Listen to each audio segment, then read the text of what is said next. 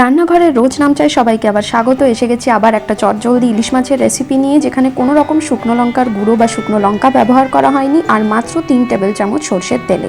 কিন্তু তার আগে যারা আমার চ্যানেলে নতুন এসেছেন তারা অবশ্যই চ্যানেলটা সাবস্ক্রাইব করুন, বেল বাটনটা প্রেস করে অল প্রেস করে রাখুন, যাতে আমার নতুন ভিডিও সবার আগে আপনারা দেখতে পান। সবার প্রথমে আমি একটা বাটিতে 2 টেবিল চামচ সাদা সরষের গুঁড়ো নিয়েছি। গুঁড়োটা আমার অলরেডি আগে থেকেই করা ছিল। আর তার মধ্যে দিয়ে দিলাম হাফ চা চামচ কাঁচা লঙ্কা বাটা, আর দিচ্ছি হাফ চা চামচ হলুদ গুঁড়ো আর নুন স্বাদ মতো। আর কিছুটা নারকেল আমি সদ্য কুড়িয়ে রেখেছিলাম, সেই নারকেলটাই চেষ্টা করবেন টাটকা কুড়িয়ে রাখা নারকেল দিতে, তাতে স্বাদ অনেক বেশি ভালো হয়। আর দিয়ে দিচ্ছি 2 টেবিল চামচ সর্ষের তেল।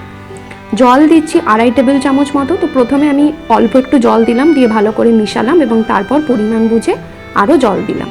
তো আমার টোটাল 2.5 টেবিল চামচ জল লেগেছে। আর এরপর আমি এখানে 4 পিস ইলিশ মাছ নিয়েছি, যেটাকে নুন আর হলুদ দিয়ে মাখিয়ে রাখা ছিল, এবং সেটাকে আমি এই মশলাটার সাথে ভালো করে মিশিয়ে নেব।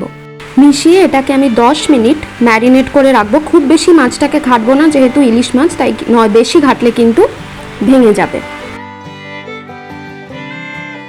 এরপর আমি আরেকটা কড়াই গরম করে তাতে আরও 1 টেবিল চামচ সর্ষের তেল দিলাম, আর তার মধ্যে আমি কয়েকটা চিনির দানা দিচ্ছি, এতে কালারটা অনেক বেশি ভালো হবে। আর আমি মাছে আর এক্সট্রা করে কোনো চিনি দিইনি।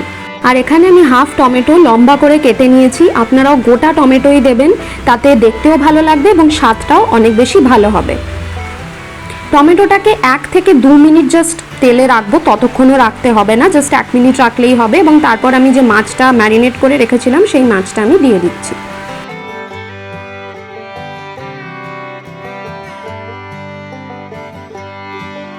মাছটা দেওয়ার পর যেই বাটিতে ম্যারিনেট করা ছিল সেই বাটিতেই আমি 4 টেবিল চামচ মতো জল দিয়েছি, এবং মশলাটাকে ভালো করে ধুয়ে সেই জলটা একবারে আমি মাছে দিয়ে দেব। এবং তারপর ঝাল আন্দাজে আমি কয়েকটা কাঁচা লঙ্কা মাঝখান থেকে চিড়ে দিয়ে দিলাম, কোনো রকম শুকনো লঙ্কা আমি দিইনি। আর এটাকে এরপর আমি 6 থেকে 7 মিনিট লো থেকে মিডিয়াম আঁচে ঢাকা দিয়ে রাখবো। ঢাকা খুলে ফেললেই কিন্তু ইলিশ মাছ রেডি হয়ে যাবে। এবং তারপর নুন আপনারা স্বাদ মতো দেবেন। আর নামানোর আগে আমি এখানে সামান্য একটু সর্ষের তেল ওপর দিয়ে ছড়িয়েছি, আপনারা চাইলে নাও দিতে পারেন, কিন্তু দিলে স্বাদটা আরও বেশি ভালো হয়। তো দেখলেন কতটা তাড়াতাড়ি ইলিশ মাছ রেডি হয়ে গেল। ভিডিওটা ভালো লাগলে লাইক করবেন, শেয়ার করবেন, আর দেখা হচ্ছে আবার পরের ভিডিও।